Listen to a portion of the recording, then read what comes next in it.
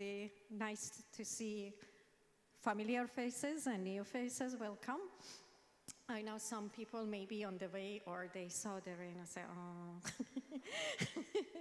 Okay, we would like to welcome Dr. Laura Armesteronk. Thank you for coming. She's an associate professor, clinical psychologist, and researcher in the School of Counseling, Psychotherapy, and Spirituality at St. Paul's University. She has developed a national SSHRC-funded mental health promotion program for school children called DREAM, Developing Resilience Through Emotions, Attitudes, and Meaning. So thank you, and the floor is here.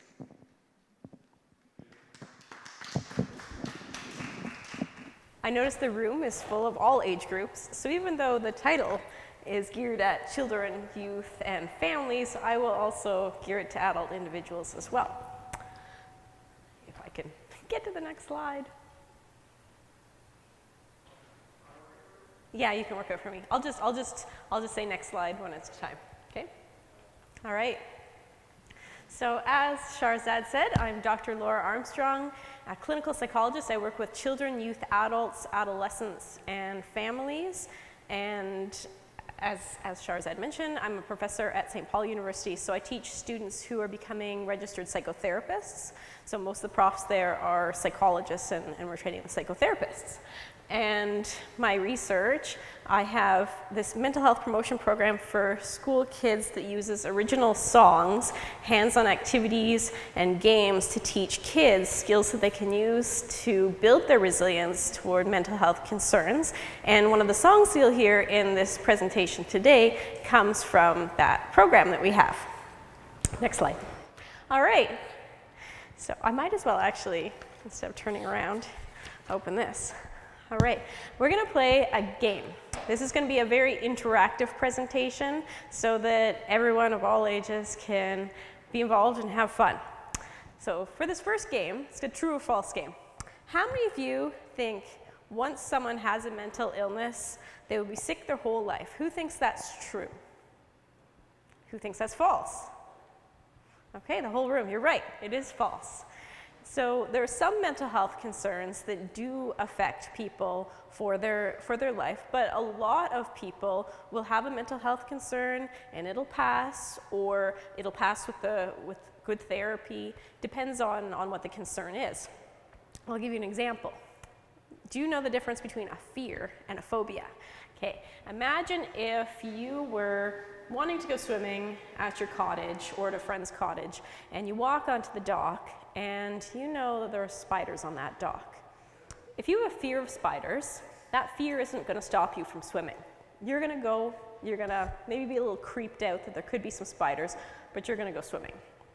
If you have a phobia, that phobia of spiders is going to completely prevent you from walking on that dock and going swimming, or you're going to endure swimming like by having to walk on that dock with great distress. So that's the difference between a fear and a phobia. In other words, when something that is kind of a normative experience turns into what would be a mental health concern.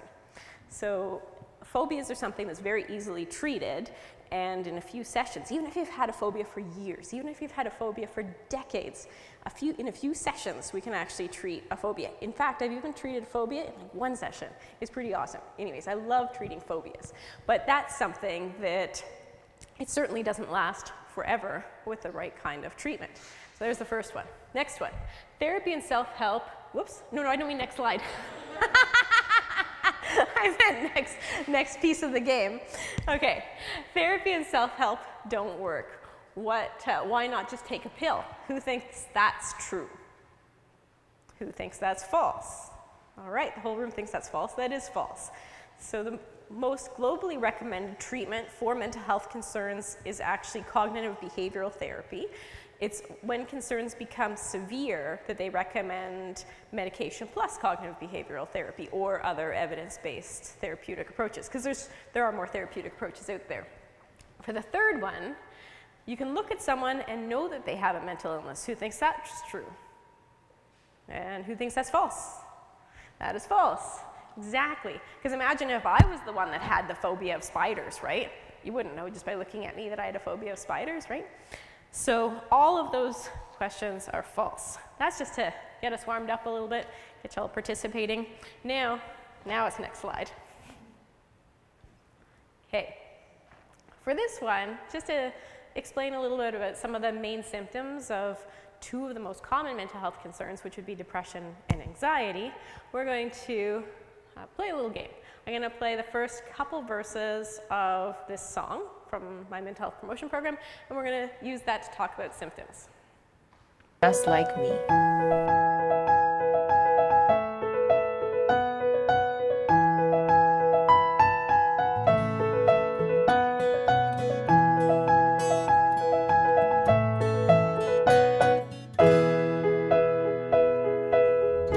He missed school today to hide his tears away. No one could see the pain inside. He doesn't sleep at night, quit things he used to like, feeling all alone in the world. Inside, he's just like me and you. All people have feelings too, just like me and you. Nerves won't let her rest, heart races in her chest, panic fills her day with fear. At school she skips a test, a subject she knows best, running from her troubled thoughts and tears. Inside, she's just like me and you.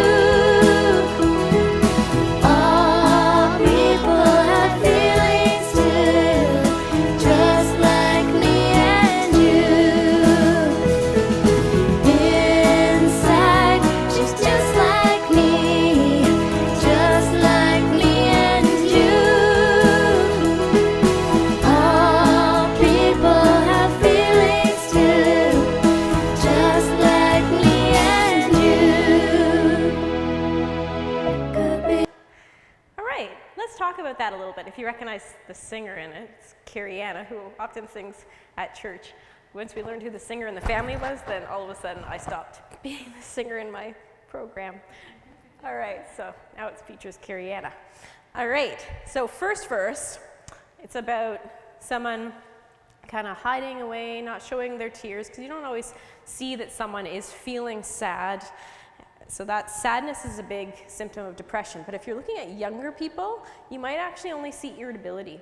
So once someone is an adult, sadness has to be something that other people would notice or that you yourself would feel if you were depressed. But if you're looking at a child or a teen, they might only have very, very regular irritability. And that's challenging, right? Because a lot of teens tend to be irritable in the first place because they have a developing brain and they're experiencing a lot of emotions within that developing brain. So it's hard to know if someone is depressed or not just based on irritability alone. So there's some more symptoms I'd like to cover. Also in the verse, what we see is doesn't sleep at night. So if someone has difficulty sleeping, either sleeps too much or too little, again, that can be another symptom. Tricky again for teens to figure that out because teens have very bizarre sleeping schedules, right? The ideal school day for most teenagers would actually start a lot later than the school day actually starts, and teens would actually go to bed a lot later than we would want them to because their sleep cycle is a little bit different than an adult's sleep cycle. So what you would notice though is a change in their sleeping. They're sleeping a lot more than usual or a lot less than usual. And that would be the case for teens or adults. So depression can affect sleep, but not always. It can affect eating, it can affect things. Another big main symptom is less enjoyment in things that a young person or an adult or a child used to like to do, or giving up things that they used to like to do for fun. So if you notice sudden changes at any age group for those factors, like changes in things that they like to do, or they just don't seem to have a passion about those things anymore, then you gotta wonder, are they depressed, or is there something else going on, right? If it's a child and a teen, are they being bullied, or if they're in a sport, are they being potentially abused verbally by the coach? That can also affect their enjoyment with an activity. So you want to have a discussion if you notice that someone has these symptoms. Have a discussion with them and find out what's going on. Because is it simply that they've lost enjoyment in things and might be depressed, or is there something that you could help them with if it's an adult or a young person? Now for the next verse about anxiety, we have... Just like me. Whoops. The next verse, I played that already. The next verse about anxiety, what we see is nervousness. You might see heart racing. Heart racing is a big one for anxiety. So if you notice that your heart races quite a bit, if you are breathing rapidly, if you just notice that you're generally feeling afraid, there's anxiety. Now, with anxiety, a big feature is avoidance. When people are afraid of things, they tend to avoid them. But that doesn't necessarily help the anxiety that much. I'll talk a little bit more about avoidance later. I just wanted to give you a general snapshot of a couple of the main mental health concerns that we would see in clinical practice and in society. One thing that we noticed about the pandemic is a lot of people have obsessions and compulsions that have come about in the pandemic because of germ phobias. Germ phobias are a big one that we see in practice right now. And the other big one is eating disorders. Because picture this, what did everyone do when the pandemic started? I'll give you a hint. It had to do with grocery stores or with stores that sell certain items. What did people do? They bought toilet paper, panic bought toilet paper. And do you want to know why they did that? It's because people don't like uncontrollability, right? If they don't like things that are uncontrollable, what can they control? Well, they can control, I'm going to buy all this toilet paper, so now I'm set, I'm prepared, right? So they created controllability out of an uncontrollable situation. Well, another mental health concern that we've seen really on the rise in the pandemic, whether it be for young people or for younger adults, would be eating disorders. Because controlling food is also kind of creating a sense of control out of uncontrollability. But then when that starts to spiral out of control, then that also becomes an uncontrollable thing. So that's when it becomes an eating disorder. But it started off as a means to control, just like panic buying toilet paper. Okay, next slide. All right, I'm also going to give some adult stats here, since again we have a whole age range in this room. So if you look around the room, this is not just applicable to youth, but to everyone across the age range. If you look at anyone at any given point in time, 1 in 5 people will have enough symptoms to meet criteria for a diagnosable mental illness at any point in time. By the age of 40, 1 in 2 people have met criteria at some point in their lives. So basically, mental illness affects everybody. Even if it's not yourself, it would affect someone that you know. And you might not even know that you even had something, right? If you had a 2-week period of depression and then, it just kind of passed and you never had another episode of depression again, you may never even know that you've ever met criteria. But by 40, 1 in 2 people have met criteria. Now, next slide.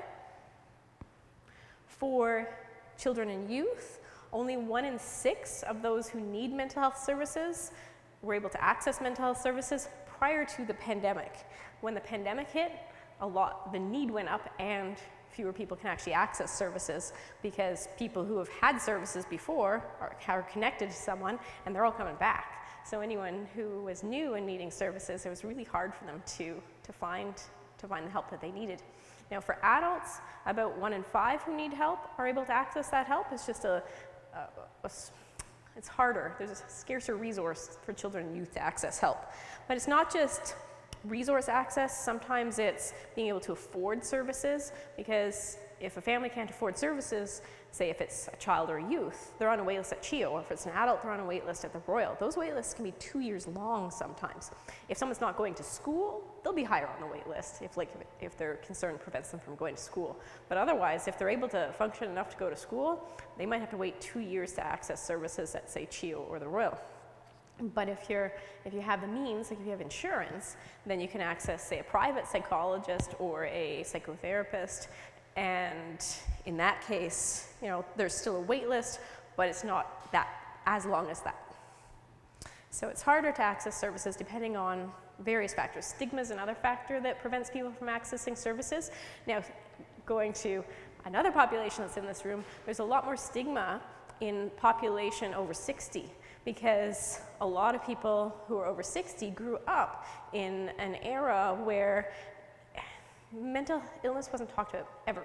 It was something that, oh, you buck up and you deal with those challenges by yourself, and you should be able to take care of that. So that's kind of a societal attitude that used to be more prevalent. After World War II, they talked about things like, well, what would now be called post-traumatic stress disorder after soldiers went off to war, but there was no treatment for people back then. They just stayed silent. They suffered in silence. So over the age of 65, there's a lot more, or over the age of 60 or 65, there's a lot more stigma. So you see fewer people of that age group actually trying to get services than younger age groups, where people talk about mental health all the time, and it makes it more okay for that population to believe it's more okay to access services. There's great treatments out there. Next slide. Right, so during the pandemic, I mentioned mental health concerns went way up. About 50% of young people, children and youth, would have actually met diagnostic criteria for some sort of concern, whether it be depression or anxiety, or adults experienced a lot of concerns as well, not quite as many as the children and youth in that case, but up to 75% of young people actually had some symptoms of mental health concerns. But about 25% of young people actually thrived in the face of the pandemic, because there were a lot of things that those young people actually started feeling grateful about. Things like more time with family, or more time to catch up on the work if they were stressed out, or more time to just slow down without having to run off to activity. So for 25% of youth, they were actually really thriving during the pandemic. And next one after that. Right. So if we look at across a lifespan, what is the brain development like? So we can know how to actually talk to people. So some of you, whether you're older or you're younger, you probably have people of all ages you're interacting with. Now, one thing that we do know is the brain continues really developing until about the age of 25. Now, the emotional brain is actually much more active. As I mentioned earlier, you know, the teens feel a lot of emotions. So the emotional brain is much more active before the age of 25, but the piece of the brain that's less effective is the what we call executive functioning. In other words, if you were a pilot of the plane, it would be the pilot of the brain is less effective till about the age of 25, because that's the part that is really finalizing itself by the age of 25. So that means that when you're talking to teens or talking to kids, if they're in kind of an intense state of emotion, you can't reason with them in that state. So I'll get to communication a little later. All right, so what are some factors that are linked to depression? There are a number of mental health concerns that we list as what's called mood disorders, and depression is one of them. Other mood disorders would include things like bipolar disorder, or dysthymia, in other words, something that is kind of a longer lasting but milder depression. And the most common one is depression, and about 20 to 30% of people experience it before they hit adulthood. So if anyone's reflecting back on their own life, they think, did I ever have these symptoms before adulthood? Well, if you did, then you were within the 20 to 30% who've had these symptoms. And now let's think about what it's like. Well, If you had difficulty concentrating, doing the things that you needed to do, you feel overwhelmed and stressed, maybe you feel a sense of hopelessness, and as an adult, you might go on stress leave, right? You might take a little time off work or take a vacation. Whereas for children and youth, they're often expected to keep going to school and try and function despite having those symptoms. So it can be a little trickier for a younger population to experience those symptoms. I mean, it's hard for everybody, but young people are kind of expected to still go to school while that happens. So let's look at factors linked to depressive symptoms for all age groups. Well, what we know is if there's conflict between family and friends, family or friends, then that can be a risk factor. Another risk factor is if someone's having difficulties at, say, school or work. So if you think of a challenging time at work or you think of a challenging time at school, that could be a big trigger for depressive symptoms. Another trigger would be negative self-talk. So when someone sees themselves in a very negative light, that can trigger depressive symptoms. Another factor is biochemical factors. We know in 38% of cases that biology is involved in the case of depression, but for early episodes, for like first or second episode of depression, it usually takes an environmental trigger as well. And another factor linked to depression is a sense of hopelessness. So over the course of the pandemic, this is where we see increases in depression. So at the beginning of a pandemic, everyone was really hopeful, right? We were on the porches digging, pots and pans for healthcare workers. If you remember, people had signs in their windows, messages of hope, or clovers for St. Patrick's Day. Everyone was doing these things for other people to see, and there was just this big sense of hopefulness at the beginning of the pandemic. But as it dragged on, especially as virtual school dragged on for young people, then you started noticing depressive symptoms really go up. As for working from home, that didn't necessarily increase depressive symptoms for adults because they got a lot more family time. It just depends. Depressive symptoms for adults kind of increased during homeschool periods when children were at home and it was really hard to balance work and managing children's school as well. So that was a challenge for adults. But when adults were working from home while children were at school, that didn't necessarily increase depressive symptoms for adults. All right, next slide. So if you have a family or friend that's depressed, but they're not saying that, 'cause about 50% of males tell no one if they're experiencing these symptoms. 38% of females tell no one if they're experiencing symptoms. So what are some things to look out for if you potentially had a family or friend who are depressed? So I talked about some symptoms earlier, but there's some other things to look out for as well. If you notice social withdrawal, so someone who used to be maybe a social friend, and also they're not wanting to get together with you anymore, what's going on? Or, I mentioned lack of enjoyment in activities, that's another one, but also more risk-taking behavior is another thing you might see as well. You'll notice risk-taking behavior more in the under 40 crowd than in an older crowd, but in an older crowd you might notice more drinking. If you notice your friend is all of a sudden drinking a lot more than usual, drinking more alcohol that is. Poor concentration, you might notice that your friend's having a harder time focusing, or your family member is having a harder time focusing. So presuming if you're not kind of in an older age bracket and it's not dementia, difficulties concentrating could be associated with depression or with anxiety even too. Another factor would be changes in sleeping, eating, hygiene, or for young people, darker writing. But mind you, young people like to write dark things anyways. That's just kind of cool, right? All right, next slide. For anxiety, I would say the most common anxiety concern that I see across all age groups, but most commonly in kind of the 12 to 25 age bracket would be social performance anxiety. Basically, anything that would involve being judged by others or evaluated by others, those are the kind of worries that would fall under social or performance anxiety. Now, I mentioned I was going to talk a little bit about avoidance. So when people have a fear, or rather when people have a phobia or social anxiety or any other worry, is that my microphone? Or is that an alarm? Okay, anyways, when people have anxiety or a phobia, what you might notice, as I mentioned, is avoidance. But picture this. Imagine if you were taking a walk in the forest and you were to see a golden retriever. And you get a little closer to this golden retriever and he bares his teeth. Okay, so the golden retriever bares his teeth at you and you think, oh, this is terrifying.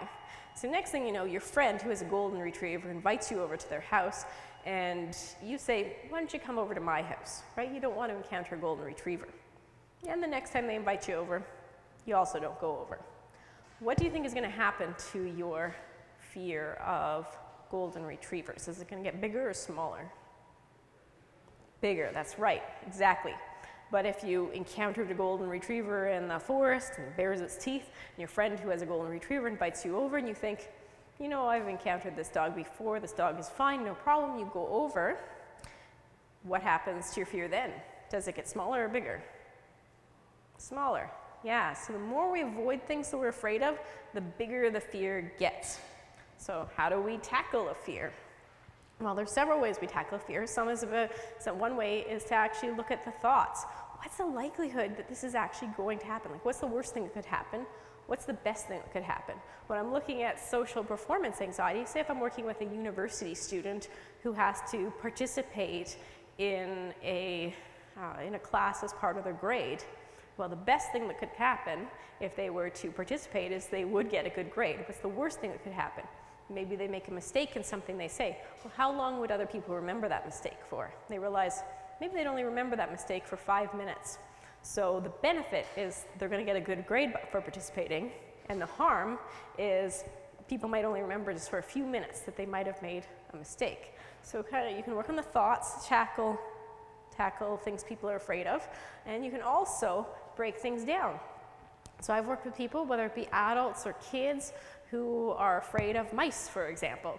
Well, one thing we can do is actually go to the pet store. So I don't get people to hold mice right away, right? That'd be terrifying. I don't throw them into the thing they're most afraid of. So if you have a fear, you could actually break it down. So what's something you could handle right now? Well, if you're afraid of mice, maybe you, just thinking about mice, you start just doing that. You start thinking about mice until you notice your fear go down. Then you go into a pet store, look at it in the little aquarium, and you stay there until your fear goes down. Yeah, that's the important piece, is you have to stay there until your fear goes down. Otherwise, if you run away, your fear gets bigger. Avoid it. Okay? So you go to the aquarium. Next thing you know, you have the store clerk hold that mouse, and you're still standing at a safe distance, and you stay there until your fear goes down, and then eventually they're petting that mouse, and it's interesting. So once you get confidence with a smaller thing, then you can actually do the thing that you're afraid of eventually. So that's how you can actually work on some of the things that you're afraid of. Just break them down into smaller bits and do what you're comfortable with. And once you're comfortable with that, work your way up. If it's a driving phobia, same thing. You might just approach your car. You might sit in the car eventually. You might just drive around the block and do that a few times so your anxiety goes down. And then eventually you find that you're able to drive as you'd like to be driving. Okay?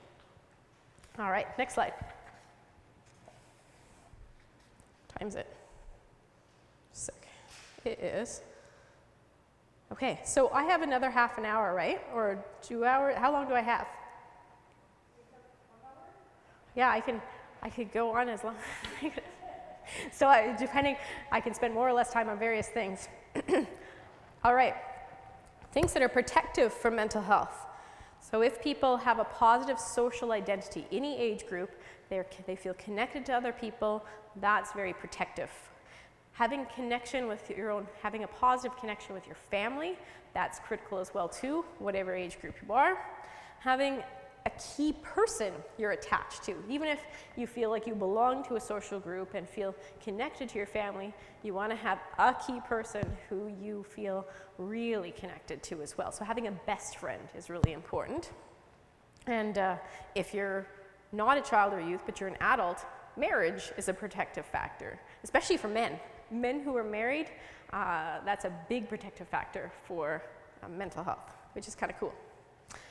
Another piece, being involved in meaningful activities. So not just any activity, but something that's personally meaningful. So if you like to play an instrument, being part of a local band, or being part of a youth group, if you are a youth, if that's meaningful for you, having something to look forward to is really protective for mental health.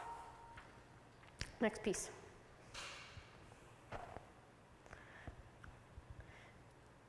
Something that I like to do, either through my mental health promotion program for kids or through therapy for people, is build a meaning mindset. So what is a meaning mindset? Well, one thing that's important to recognize is that all feelings are actually really important. So if you have a positive feeling, then that kind of is an indicator that maybe there's something really good happening right now, a meaningful connection, a positive experience, an awe that you might be experiencing in nature. Whatever it is, whatever the positive feeling is, it's telling you something good is happening, something meaningful is happening in this moment. So being open to those feelings is important, and challenging feelings are also important. A lot of people try to shut off their feelings, and that's not a good thing, because it means you're avoiding your feelings, so things get bigger actually. But the other piece about avoiding feelings is it means that you're missing dangers, either real dangers in the environment. So if someone is in an abusive relationship, you don't want to be turning off your negative feelings. You want to be able to recognize that this isn't a helpful place for you. The other piece is if you turn off your challenging feelings, you're going to miss other important cues as well. So when we have unhelpful thoughts, those trigger our feeling alarm bells. I'll tell you a little bit more about thoughts later. Another piece of meaning mindset, in addition to being open to recognizing our thoughts and being able to actually change our thoughts, which I'll show you how to do later, is having a hope for the future. Hope for the future is really something that's important, but this can be really challenging during times of uncertainty. But if we use kind of language of gratitude, gratitude is a big protective factor for mental health. Even if you have a terrible day, like look at this, you have a cup of coffee, and you really enjoyed your cup of coffee today. There's a moment of gratitude. Even if you're having a really dark day, it helps break through that tunnel vision to just think about some little thing even that you're grateful for in your day.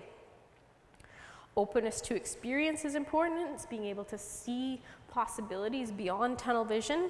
And sometimes you can even find meaning in darker experiences. So out of this pandemic, some of us have had really meaningful experiences, right? Maybe more time with family, things that wouldn't have been possible. I love the fact that I can now see a lot of my clients virtually and don't have to be driving at 10 at night through a snowstorm, and I can be seeing them at night in front of my computer, which is really nice. So that's something that was really positive that came out of, a darker experience of a pandemic. So everyone has their own meaningful things that can come out of darker experiences. When I think of families that I've worked with where maybe they have cancer, and they've gotten through that, but now they're processing worries about that, sometimes it's helpful when they start to realize, if we hadn't had this experience, even though they wouldn't have ever wanted this experience, if they hadn't had that experience, they would have never had as much time to be as close to their family as they had when they had that cancer experience, when they thought that it could be the end, right? So being open to experience and being open to one's own and others' feelings is a piece associated with meaning mindset. And another piece is having positive self-concept, the belief that one is capable, competent, and worthy of reaching one's goals. Next slide. Now we get to the fun part. Okay. So before we get to the really engaged part, let's talk a little bit about communication. Next slide. I mentioned earlier that because young people, so for children and youth, their brains aren't fully developed till 25. When they're experiencing a strong feeling, you cannot reason with them. That is not the time to reason with a child or a youth. Even when they're feeling a mildly strong feeling, like we'll call it yellow light mode, it's still hard to reason with them because that could actually escalate them. So one thing that can be helpful is when a young person is calm, think about patterns that you've noticed. So if you're a parent, for example, and you notice it's really hard to get out the door in the morning, and there seems to be a consistent pattern, that can be something that you could tackle. Or say you have a child who's not washing their hands, and this is really concerning for you. I'll use that example. So when they're calm, you might say, you know, I notice sometimes you're not washing your hands. What's up with that? And so you invite them into that conversation, and you know, you might dialogue for a little bit, and eventually you'll learn from the child, you know what, why I'm not washing my hands is I don't like the feel of the wet towel. It just doesn't feel good. Okay? So then you put your concern on the table and you say, you know what, I understand why that would be uncomfortable. My concern is there's germs like COVID and all sorts of other germs, and you might get sick if you don't wash your hands. So I'm wondering if there's something we can do to solve this problem. So you work together to collaborate to solve the problem. All ideas on the table. You don't judge any ideas, you just put them all on the table. Like I've had some kids in that scenario say, oh, I could get a big giant fan. I was like, yeah, a big fan, that could work. But then it's like, or what if you had your own towel? Oh yeah, that might work. So then you pick one idea that together you figure out would be a good solution to this problem. You try it out, and if it doesn't work, then you invite the child or the spouse or whoever you're having this dialogue with to come back and reevaluate and come up with a new solution if that doesn't work. So that's one way that dialogue can work. It's when people are calm, look for patterns, because problems are predictable. That's the cool thing. It's, you know, I'll have families come inside. I have a few clients that come in maybe once a year, because we'll do something like this, and then they're good to go for another year. And then they'll come with something new, and they're like, okay, we didn't quite know how to solve this one. And by the end of the session, solve that one, and they're good to go for another year. So this kind of dialogue can be really, really useful, especially with children and youth, but it can be done with a spouse or anyone else, as long as it doesn't sound condescending. The big piece is that you're really listening to what the person's concern is and how they're feeling in that situation, and then figuring out what the problem is, and then together just trying to come up with a solution. All right, next slide. This is the balloon activity. Okay, so I'd like you all to think of a time that you were feeling stressed. I want you to have a scenario in your head, some time that you were stressed. Does everyone have a scenario in their head of a time that they're stressed? Yeah? Okay. I'll give you a couple moments if you haven't come up with a time that you're stressed yet. All right, so just thinking about that time that you were feeling stressed. How stressed are you feeling right now? I'm not going to ask you to say it out loud, but 0, you're not feeling stressed at all just thinking about that, and 10, you're feeling really stressed just thinking about that right now. So where on that spectrum of 0, not stressed, to 10, completely stressed, are you feeling right now? So have a number in your head. Does everyone have a number in their head? How stressed you are just thinking about that scenario? Yeah? Okay. So now I'm going to send some balloons into the crowd.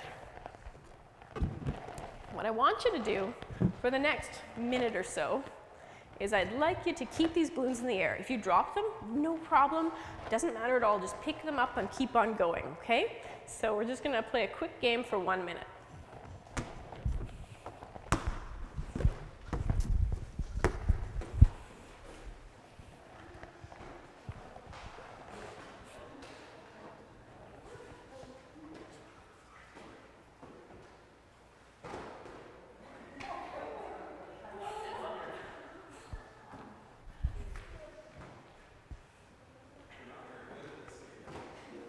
That's okay.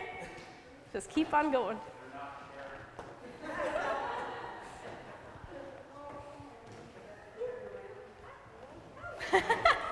Bopped him on the head.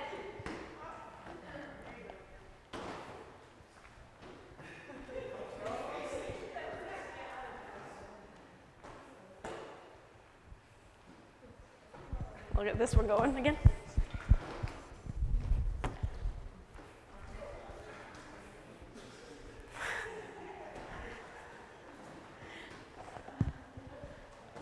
Wait till Sharzad's done taking them pictures.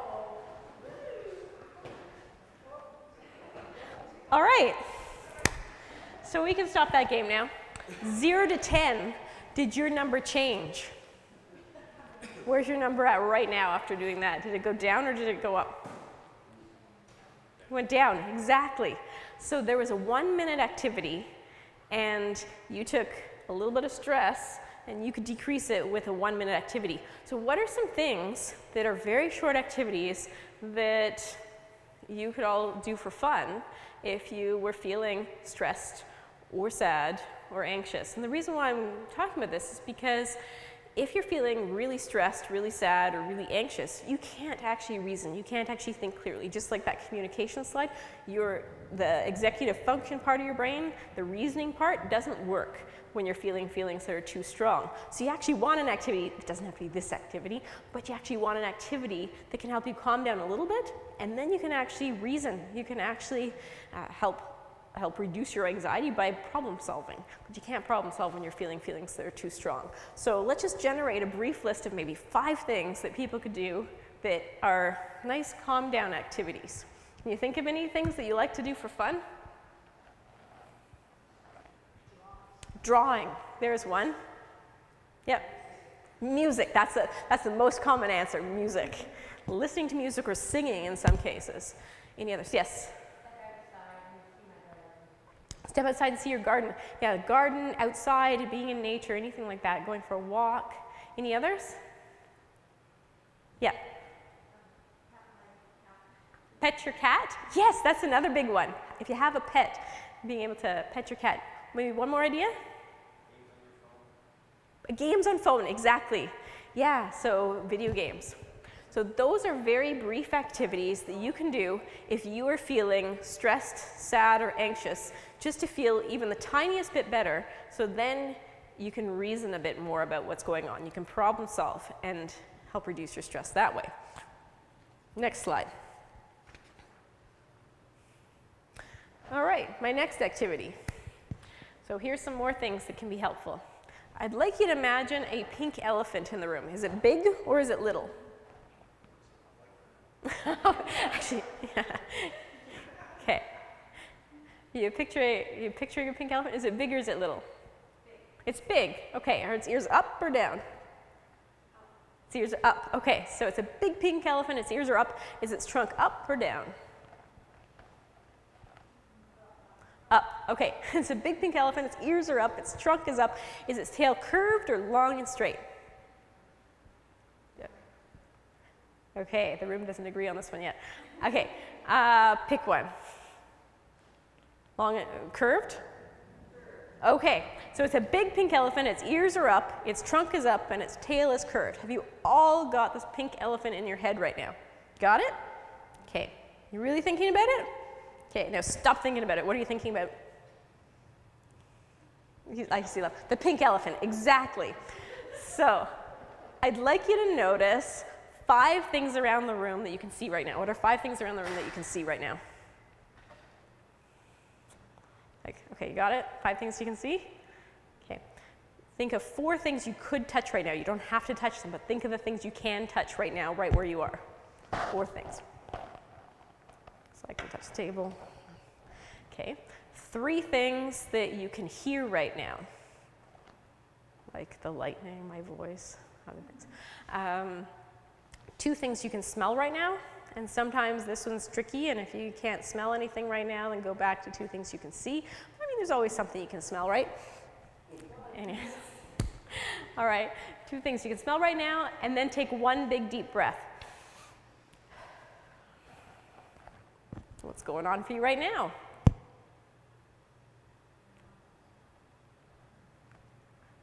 You still thinking about that pink elephant?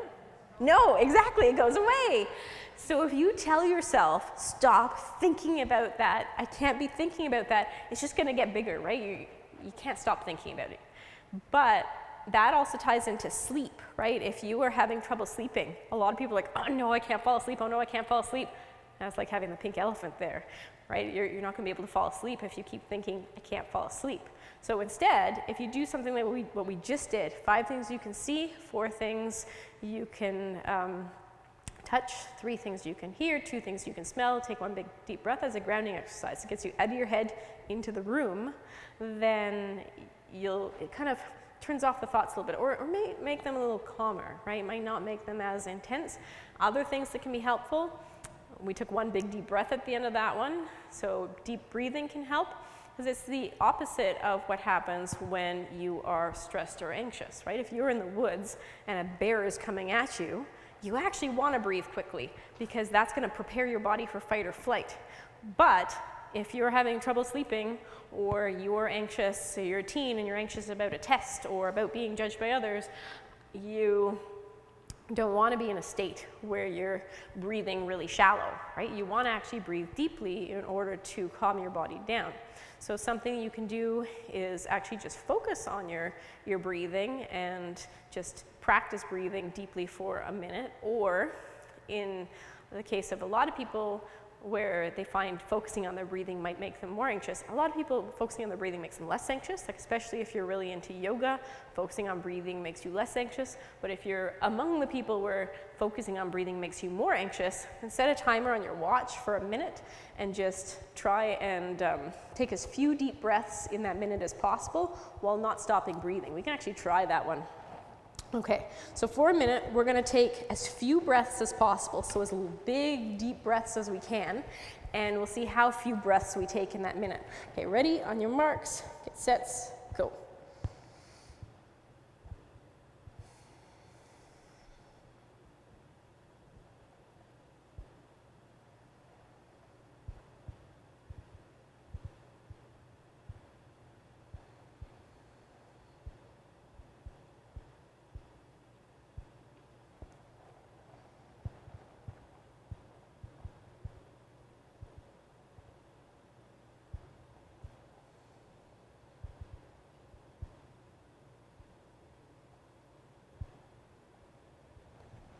Here we go, there's a minute. So how many breaths did you take? 2.5, that's amazing. Yeah, I did 3, so I thought that was doing pretty well. A lot of people will say like 8 or 9 or 10, right? And then it's basically a little competition with yourself to see if you can get fewer than that in a minute. 2.5, 3 apparently. That's awesome. Anyways, so that's the kind of breathing you'd want to do if you're feeling really stressed, really anxious, or otherwise just keyed up, because it'll get your body calmed down and not be preparing for some imaginary bear in the woods that's not actually there. Okay? Next slide. Now we get to the beach ball activity. So with younger people, this can be activity that teaches social emotional literacy. In other words, that two people can actually feel differently in the same scenario. But what I'm going to use it for today is to show you how people can actually think differently in the same scenario, and how that means that you yourself may even be able to think differently in a particular scenario. Before I get to the beach ball part, I'll tell you a bit of a story. Imagine if there's characters. Let's call them Ernie and Bert. Everyone's familiar with those characters, so we'll call them Ernie and Bert. Imagine they're at school or at work. I'll go for school. Okay, they're at school and they don't do so well on a test. Okay, they don't do so well on a test and they think, oh, this is terrible.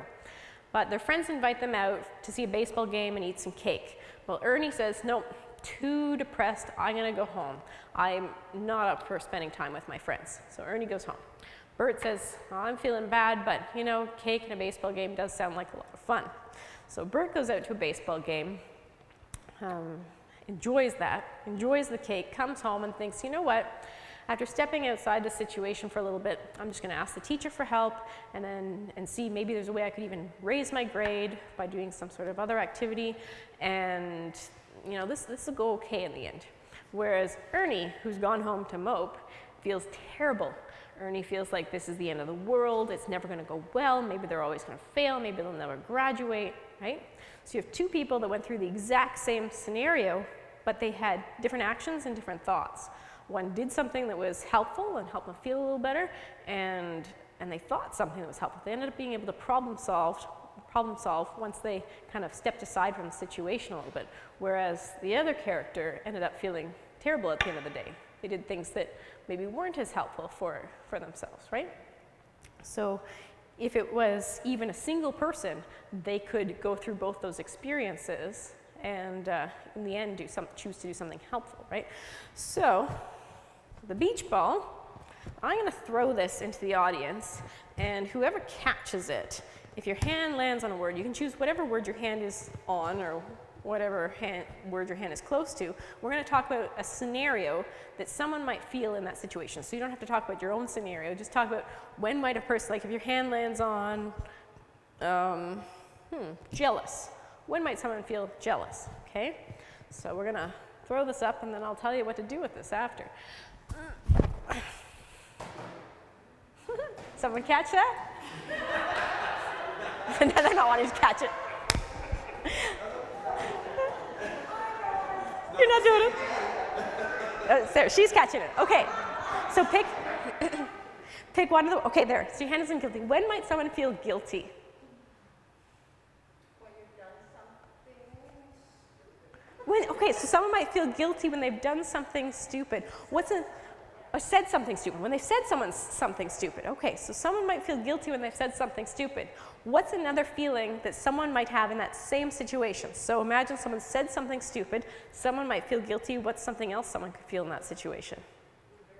Embarrassed, exactly. So two people can experience the totally different feelings in that situation, and what would differ is the thoughts behind them, right? So if it's, oh, I shouldn't have said that, I really should have said this instead, and they feel bad about it, then that would be more the guilty, versus the, oh no, people are gonna think bad things about me, there's embarrassed, okay? So you can see that everyone can have different thoughts in the exact same situation. We're gonna just do this one more time, because we're gonna actually look at how to challenge thoughts in a moment. There we go. What's your hand on? Sad? Okay, so what's the time that someone might feel sad? If someone died. Yeah, you know what? I think everyone would feel sad if someone died. But is there a different feeling someone could have in that same situation too? Imagine it's a complicated death. What's a different feeling someone could feel if someone dies? Angry, exactly. So different thought process. Someone could feel sad if someone died because they've lost someone. So that's a big sense of loss. But someone might feel angry if they have a lot of unresolved business that they haven't addressed, and that person died and they can never address that. Exactly. So there's two different feelings that someone can feel in that same situation. All right. There's the beach ball game. Thanks. Next slide. Whoops.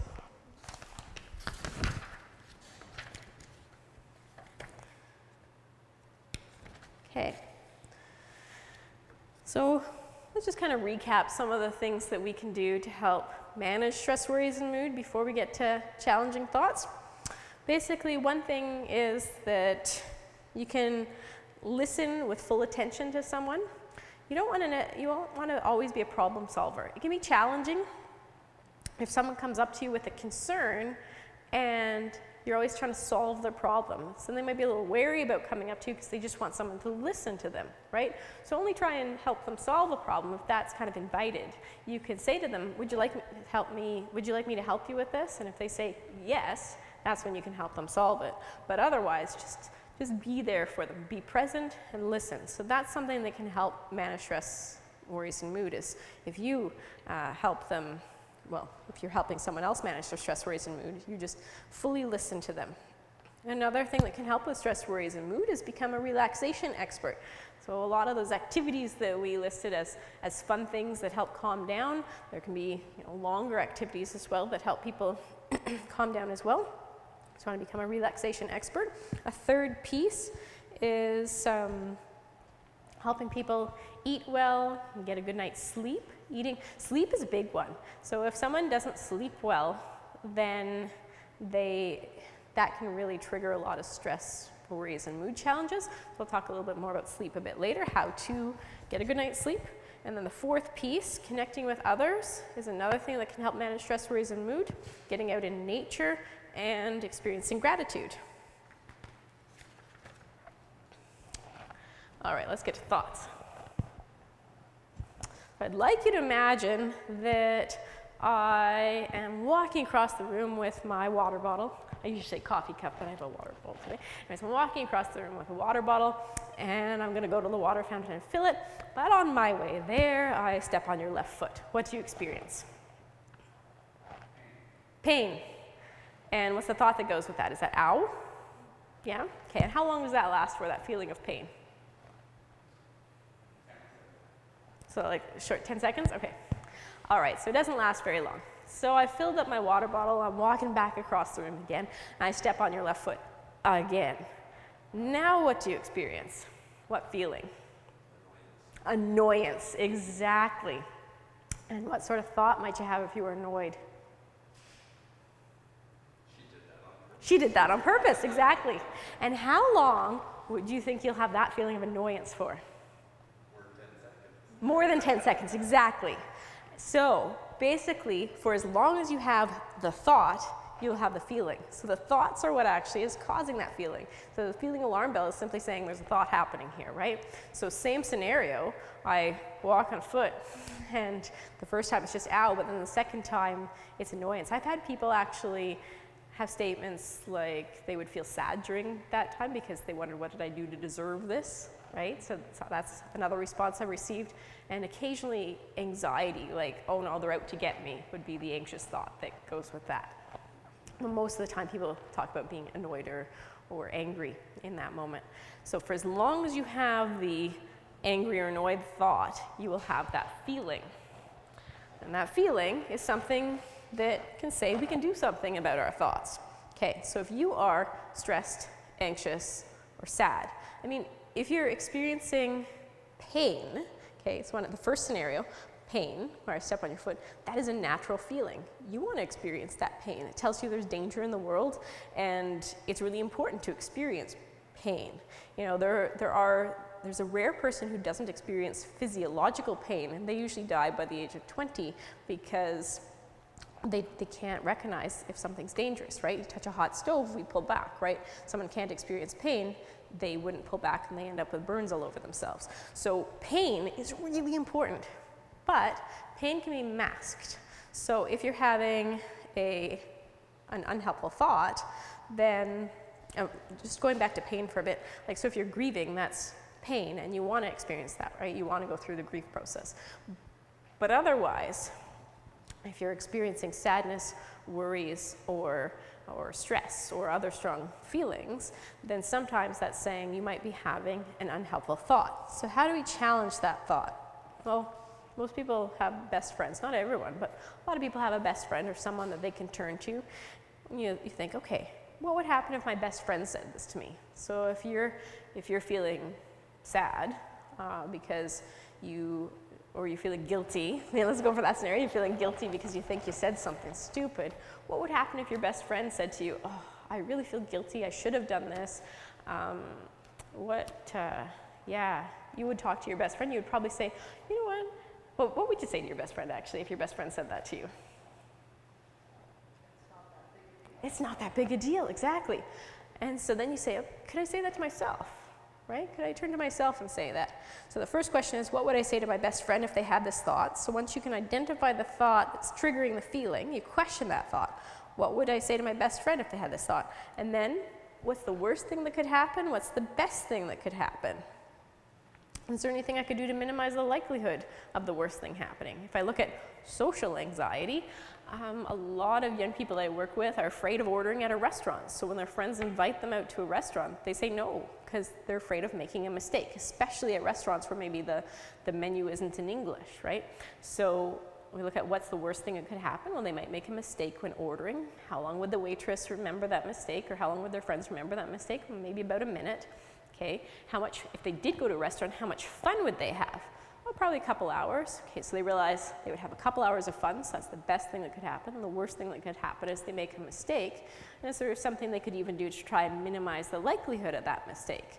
Well, they could look at the menu online in advance to kind of problem solve with the youth. They could look at the menu in advance, figure out what they want to order, and use Google to learn how to pronounce that so that they don't make a mistake.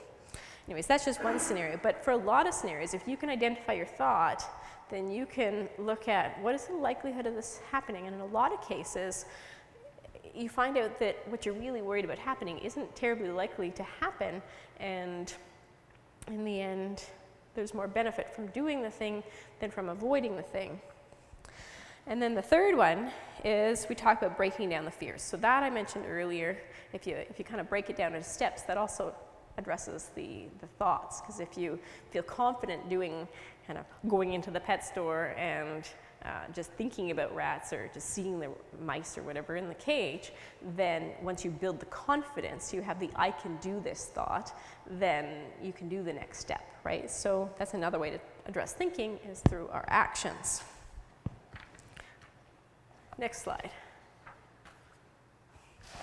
I mentioned the importance of sleep. So everyone has a difficult night from time to time, but sometimes people have a difficult night a lot of the time. So if you have difficulty sleeping regularly, here's what you might want to do. First of all, daytime naps can really interfere with night sleep, especially after 3 or so in the afternoon. So if you're having a lot of daytime naps, you want to try and minimize that if you're having a lot of sleep trouble at night. The next thing, irregular sleep time is kind of like regular jet lag. It's like hopping on a plane and going to different time zones. So if you're always experiencing jet lag, then you are going to not be able to have a really good sleep. This is tricky for shift workers, but if you don't work shift work, you want to have kind of a consistent bedtime and a consistent waking time most of the time. I mean, there's some flexibility to that. It's only if you're really having trouble sleeping a lot of the time that you want to have a very more rigid sleep schedule. Otherwise, there's flexibility if you sleep pretty well most of the time. How to sleep? Well, if you're having trouble sleeping regularly, you want to use the bed only for sleep. Have a relaxing routine before bed. One of the biggest things is a lot of people, whether they're youth or adults, they might work or study right up until bedtime. And if you work or study or watch something or do something that's really activating right up until bedtime, you're going to have a hard time sleeping. So you'll want to do something really relaxing in the 20 to 30 minutes before bed. And if you're lying in bed for more than 20 or 30 minutes and not sleeping, whether it be at the beginning of the night or in the middle of the night, you want to get up, do something that's relaxing, and then come back to bed when sleepy. So that way you start associating the bed with sleep. So for anyone who's having trouble with sleeping, this is a good kind of protocol to follow. And then once you're kind of sleeping normally again, then you can add some more flexibility in there. But this is more a little bit of a rigid protocol to follow if you're having difficulty. You want to also challenge that thought of, I won't fall asleep. Well, what's the worst thing that could happen if you didn't fall asleep? Well, I might be a little tired tomorrow. Okay, you might be a little tired tomorrow, and what would happen if you were a little tired? I might not be able to think as well at work or at school. Okay, but would anything truly terrible happen if you didn't fall asleep? Well, no, nothing terrible. Has it ever happened before? Yeah, it's happened before. And sleep affects stress, worries, and mood, as I mentioned. Next slide, and next slide. Okay, I'm going to broaden this a little bit, given the audience in the room. For all age groups, you know, if you want help, like say if you notice you're having symptoms of anxiety or a lot of stress or mood symptoms, then cognitive behavior therapy, or there are other evidence-based approaches that psychologists practice, and it's pretty easy to well, depending on the wait list, it can be fairly easy to actually do the accessing of a psychologist, because you just go onto a website like Ottawa Academy of Psychology, and there's a whole listing of psychologists, and you find one, and then you might call like 5 of them, and you know, at any given point in time, someone might be full, but then, oh look, they have a couple spots that just opened up, and then you get in. Other people have wait lists. It just depends on how the psychologist practices, but there's one place you can go for help. Psychotherapists, there's another place. So as I said, my students at St. Paul University are registered psychotherapists, so they all see clients as well. Some social workers practice therapy as well. Psychiatrists give medication, but it's really hard to access a psychiatrist. I've had some students who had some luck with a phone-type psychiatry service, but it's really, really hard to access a psychiatrist in Ottawa, unless you end up in emergency. If you end up in emergency, you can access a psychiatrist, but otherwise it's almost impossible to find one. So family doctor is the main route for medication under most situations. And then in crisis, there's crisis lines, or for children, there's kids' help phones. Now, does anyone have any questions? That's the next slide.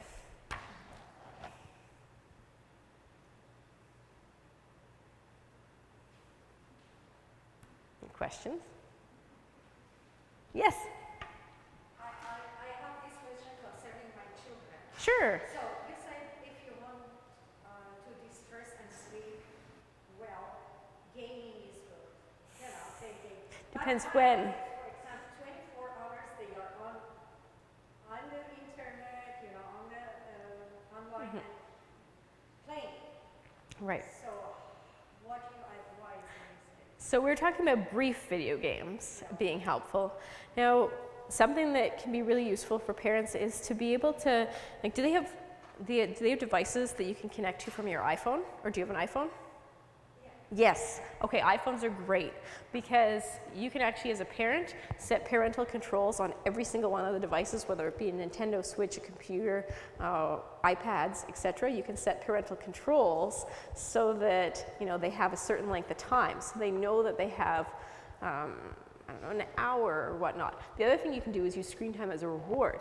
If there's a desirable behavior that you're looking for, like you want them to practice their piano, or you want them to do something else, like clean up around the house. Oh, look, they can earn screen time for that. So then they know, oh, look, they get 30 minutes of screen time for this. So it's almost like it's set out in a nice little packet that they know that they have this amount of time and they get this as a reward for doing this. So it's making this desirable thing based on doing this other thing that you want them to do. But that itself is setting a limit too.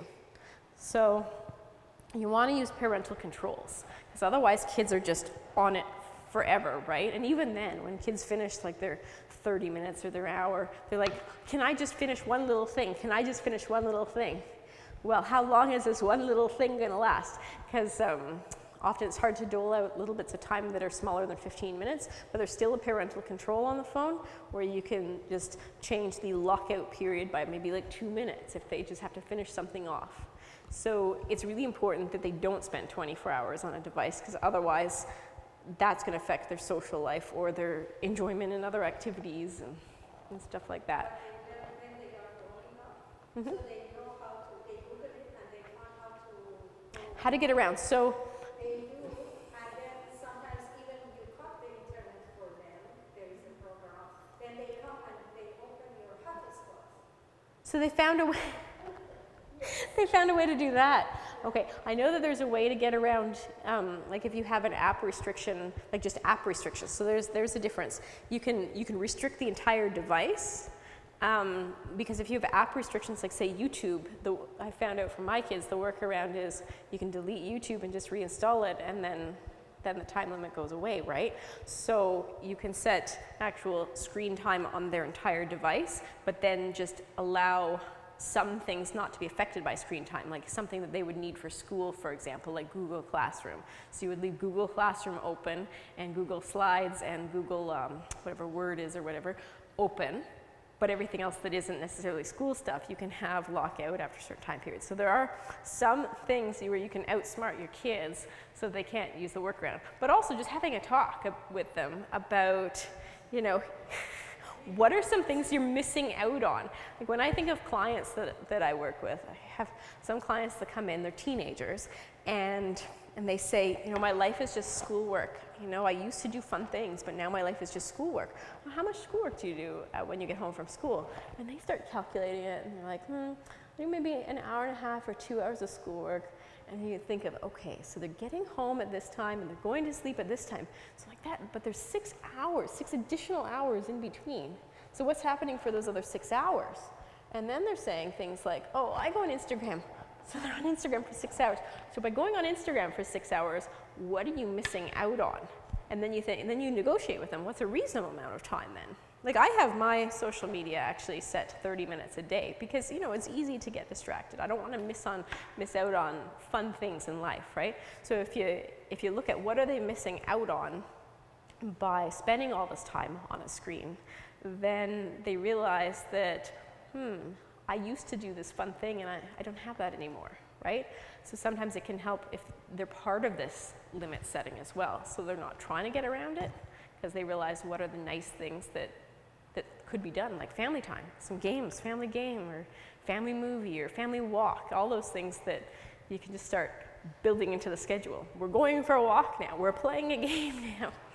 Yeah, so those are just some of the things you can try. I mean, I think every parent in this day and age has some challenges with children and screen time, especially because of the pandemic, because it got really addicting to kids to spend all those hours in front of a screen because they had to because of school, and so they got used to spending those hours. So now it just seems normal to do that. So it's hard to wean them off, but it's a work in progress, right? Any other questions? To talk about screen time. Any other thoughts, scenarios, questions? Yes? Is bullying a sign of stress? Bullying. So someone who is the bully or someone who has been bullied? Being the bully? Okay, so if someone is the bully, often someone who is the bully actually might even be bullied themselves. So if someone is bullied, they're not necessarily a bully, but if someone is a bully, then you might actually find out that they aren't fitting in so well socially, and that they are bullying because they're trying to get a sense of control because they aren't fitting in. So you want to find out a little bit about how well are they connecting to other people, how well do they feel like they fit in the classroom. Another thing that can lead to bullying is if someone doesn't have a positive, say, classroom experience. So if their learning needs aren't met and they're really frustrated, then sometimes they take it out on other people. So you want to find out too, are their learning needs met? So maybe they have some learning challenges and those aren't being met in the classroom, or maybe it's not being met with a particular teacher, or maybe they're intellectually gifted and their learning needs aren't being met in a classroom. It could be, either or, right?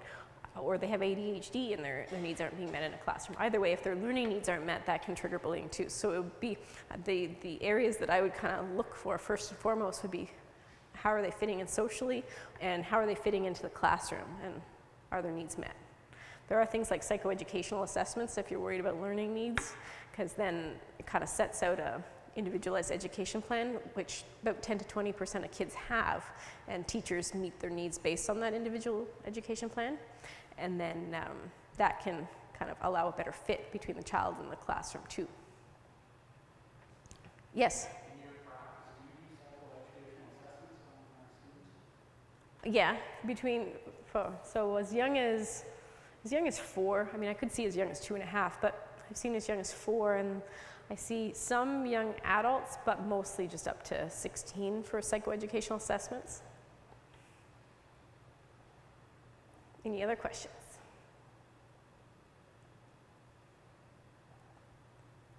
What about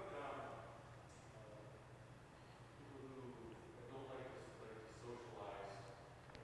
They don't,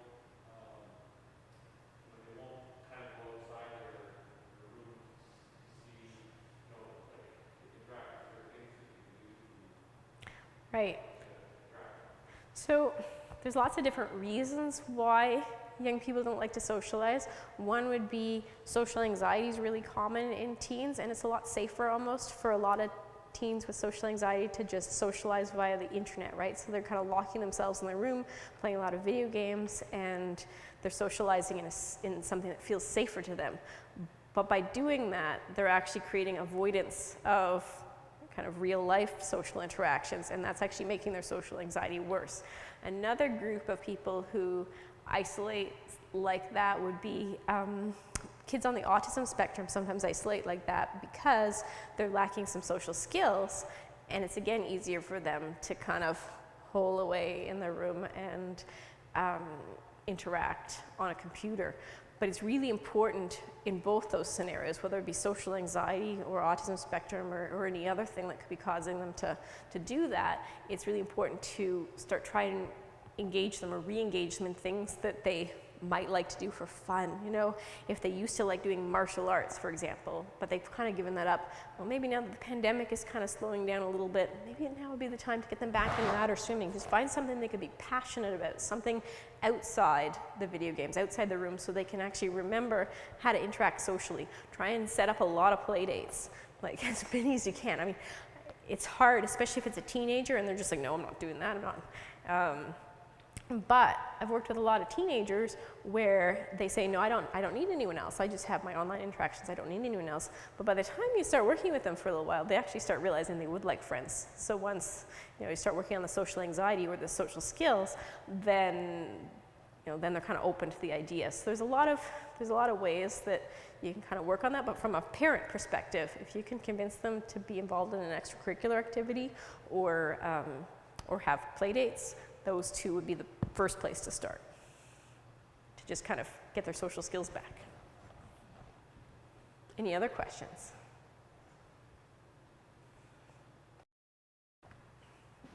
I would like to thank you for this very wonderful and informative information. I really, the thing that struck me was we are not thinking of children when they are depressed or anxiety. We expect them to just go ahead and continue. Thank you very much. We learned a lot from this. Thank you for your time and for your effort you put into this. Thanks. And this one, a plant, is just a symbol of our thank you. Thank you. Welcome. Thank you.